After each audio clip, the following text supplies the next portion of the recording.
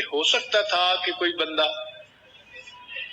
دعائیں بھی نہ مانگتے، فقط روزہ رکھ لے، تو اللہ رب العزت نے ان کے لیے ایک اور معاملہ کیا کہ رمضان مبارک میں ایک رات ایسی بنا دی، فرمایا لیلۃ القدر خیر من الف شہر،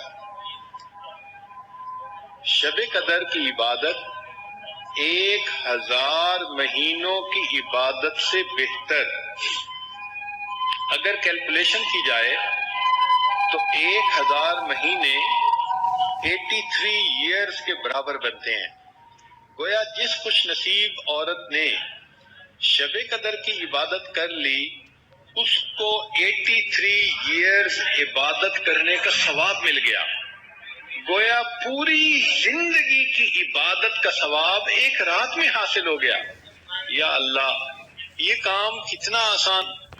مگر پھر بندہ سوچتا ہے کہ سال کے 365 دن اور 365 راتیں، تو ہم تو اتنا نہیں جاگ سکتے کہ شب قدر کو تلاش کریں۔ تو نبی علیہ السلام نے بتلا دیا کہ شب قدر رمضان المبارک کی راتوں میں ہوتی ہے۔ گویا 365 سے کام سمیٹ کر 30 راتوں میں کر دیا گیا۔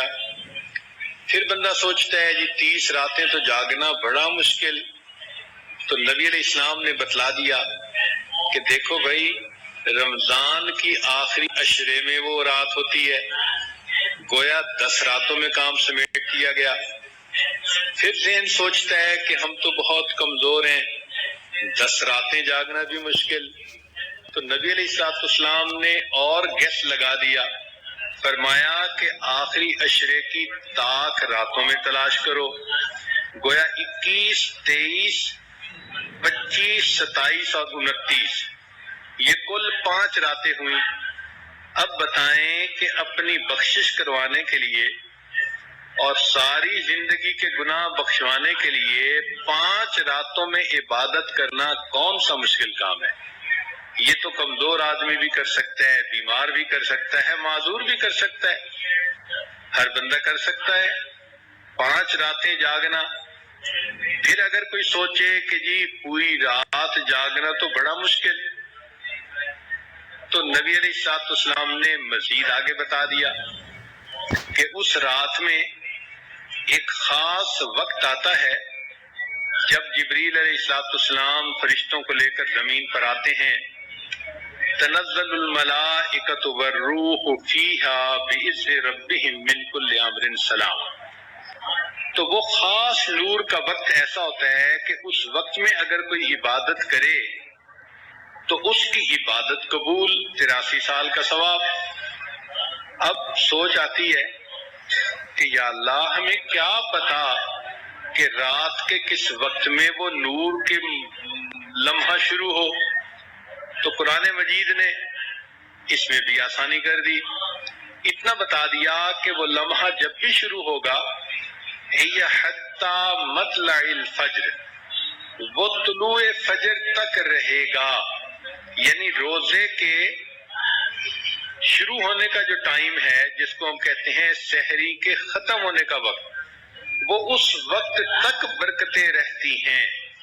تو یہاں سے معلوم ہوا کہ اگر ہم آخری عشرے کی راتوں میں سحری وقت ختم ہونے سے آدھا گھنٹہ پہلے ختم کر لیں اور آدھے گھنٹے میں ہم چند رکعت نفل پڑھ لیں، استغفار کر لیں، کلمہ پڑھ لیں، قرآن مجید پڑھ لیں اور پھر اللہ تعالیٰ سے دعا مانگ لیں، تو معلوم ہوا کہ وہ جو بھی کوئی رات ہوگی، اس کی برکت جب بھی شروع ہوگی تو اس نے طلوع فجر تک تو رہنا ہی ہے۔ تو گویا اس طرح ہمارے لیے لیلۃ القدر میں ثواب حاصل کرنا آسان ہو گیا۔ تو یوں دیکھیے کہ نظر آتا ہے بڑا مشکل، لیکن اگر کرنا چاہو تو کتنا آسان۔ اس کی مثال ایسے کہ ایک بندے نے خواب دیکھا کہ تم گھر سے باہر نکلو اور جو چیز تمہیں نظر آئے تم اسے کھاؤ گے تو تمہارا مقصد پورا ہو جائے گا۔ وہ گھر سے باہر نکلا تو اسے اپنے سامنے پہاڑ نظر آیا، بڑا حیران کہ میں کروں تو کیا کروں، پہاڑ کو تو نہیں کھا سکتا۔ پھر اس نے کہا چلو میں چلتا تو ہوں۔ اس نے چلنا شروع کیا۔ اب جیسے جیسے چلتا گیا وہ چیز چھوٹی ہوتی گئی، حتیٰ کہ جب اس کے قریب پہنچا تو وہ گڑ کی چھوٹی سی ڈلی تھی، اس نے اٹھا کے منہ میں ڈال لی۔ تو معاملہ ایسا ہی ہے کہ شب قدر کو تلاش کرنا اگر ویسے دیکھیں تو پہاڑ ہے، لیکن اگر نیت ہو، نیک ہو اور طلب ہو تو اس کا حاصل کرنا ہے بھی بہت آسان۔ دعا ہے کہ اللہ تعالی ہم سب کو لیلۃ القدر میں عبادت کا ثواب عطا فرمائے۔ لیکن ایک چیز یاد رکھیں کہ لیلۃ القدر میں اور گناہوں کی تو بخشش ہو جاتی ہے، چند گناہوں کی بخشش نہیں ہوتی۔ ان میں ایک شراب پینے والا، دوسرا ماں باپ کی نافرمانی کرنے والا، تیسرا دل کے اندر کینہ رکھنے والا۔ اب یہ جو کینہ رکھنے والا گناہ ہے یہ بہت عام ہے۔ کینے کا مطلب یہ ہوتا ہے کہ دل میں دشمنی، بیر، حسد کسی کے بارے میں رکھنا۔ مردوں میں بھی یہ چیز بہت ہوتی ہے اور عورتوں میں اس سے بھی زیادہ ہوتی ہے۔ ساس ہوگی تو بہو کے بارے میں، بہو ہوگی تو ساس کے بارے میں، اور اسی طرح بھائی بھائی کے دل میں کینہ، بہن بہن کے دل میں۔ آج کل شیطان نے کچھ معاملات ایسے ہمارے الجھا دیے کہ جتنے قریبی رشتے ہیں ان میں اتنی پیچیدگیاں پیدا کر دی۔ تو دلوں کے اندر یہ جو کھوٹ آ گیا، اس کی وجہ سے انسان کی پھر بخشش نہیں ہوتی۔ چنانچہ نبی علیہ السلام نے ایک مجلس میں فرمایا کہ جس کے دل میں کینہ ہوگا اس کی بخشش نہیں ہوگی۔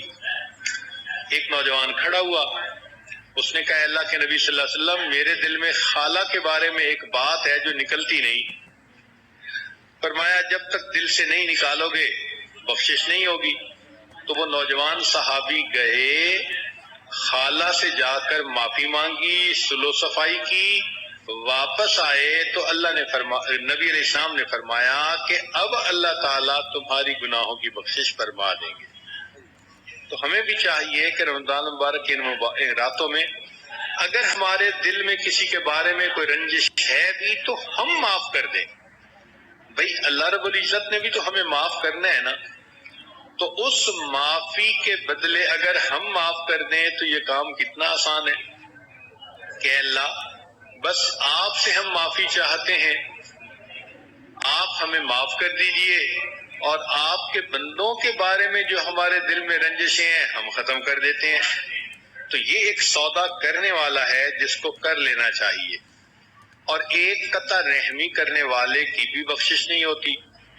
قطع رحمی کرنے سے مراد یہ کہ جو رشتے ناطے توڑتا ہے۔ بعض لوگوں کو عادت ہوتی ہے ذرا سی بات پہ بھائی سے بولنا چھوڑ دیا، بہن سے بولنا چھوڑ دیا، خالہ سے بولنا چھوڑ دیا، اس سے چھوڑ دیا۔ یہ جو قریبی رشتوں کو توڑنا ہے یا ان کو چھوڑنا ہے اس کو قطع رحمی کہتے ہیں۔ اس بندے کی بھی شب قدر میں مغفرت نہیں ہوتی۔